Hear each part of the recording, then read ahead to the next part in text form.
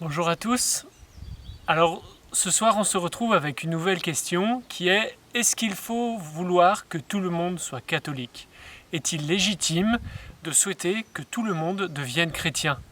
Parce qu'on voit bien que certains ont une vie morale qui est bonne alors qu'ils ne sont pas chrétiens. À quoi est-ce que ça sert alors de les convertir cela?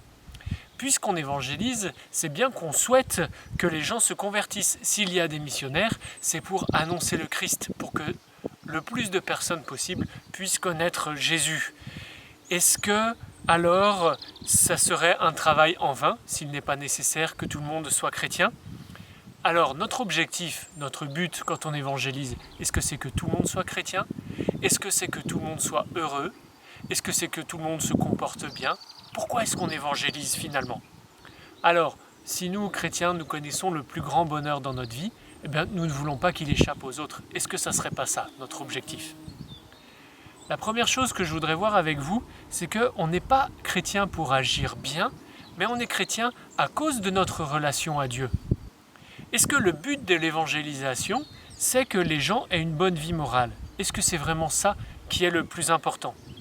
Être chrétien, c'est vivre avec le Christ, vivre pour lui, c'est de faire Jésus le centre de ma vie.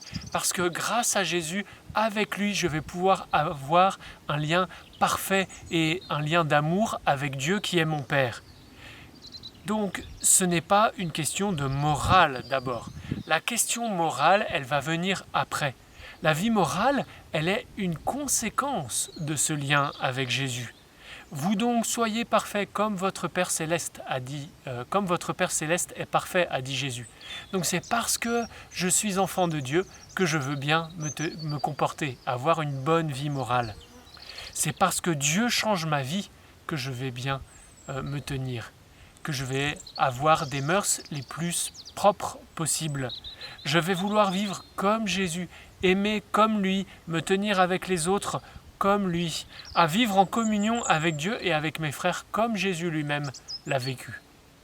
Donc on évangélise d'abord et surtout pour que les gens puissent, comme nous, connaître ce bonheur de vivre avec Dieu, de vivre dans une proximité avec Dieu, avec Jésus, grâce à Jésus. Si ma foi ne change rien à ma vie, alors je comprends bien que je ne vois pas trop l'intérêt d'évangéliser. Alors vous me direz qu'on peut bien agir sans être dans l'Église catholique et que le Seigneur y conduit chacun de toute façon. Donc, est-ce qu'il y a besoin d'être chrétien? Bien sûr, nous connaissons tous des cathos qui se comportent mal. Et puis nous connaissons des gens qui ne sont pas cathos, qui ont une très belle et bonne vie, qui sont des gens formidables. Personne ne fait le bien dans sa vie sans une grâce de Dieu. Dieu est la source de tout bien. Tout bien que je vais faire, c'est par grâce de Dieu que je vais pouvoir le faire.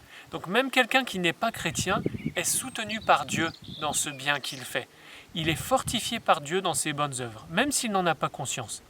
Ce qui va changer quand vous aurez la foi, c'est que votre foi va vous permettre d'agir dans le Christ, dans la charité et l'amour du Christ, comme lui. Donc, dans l'amour de Dieu lui-même, vous allez pouvoir faire des choses plus grandes encore. Autre chose importante, puisqu'être chrétien ce n'est pas d'abord une question de morale, c'est notre foi qui nous sauve. Ce ne sont pas nos œuvres, nos petits trucs qu'on fait bien et dont on est très fier tous les jours. C'est notre foi qui nous sauve.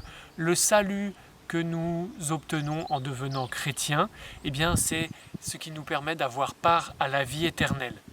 Et ça, c'est pas en étant des gentils garçons et des gentilles filles que nous l'obtenons. C'est par la foi en Jésus-Christ.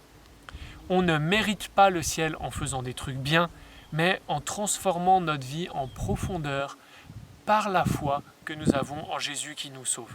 C'est cette foi qui va nous permettre de recevoir sa grâce en plénitude. Et puis, dernière chose, la vie sacramentelle dont vous bénéficiez en étant chrétien, cette vie sacramentelle est une grande force dans un chemin pour perfectionner votre vie humaine. Les sacrements, l'Eucharistie, la confession, le sacrement de confirmation, le mariage, tous ces sacrements que vous avez reçus depuis votre baptême ou que vous recevrez un jour, ils sont une vraie force sur le chemin du ciel, sur le chemin de l'union à Dieu. Alors, tenez bon, accrochez-vous et profitez de ces cadeaux de Dieu qui vous sont faits. Et que Dieu vous bénisse.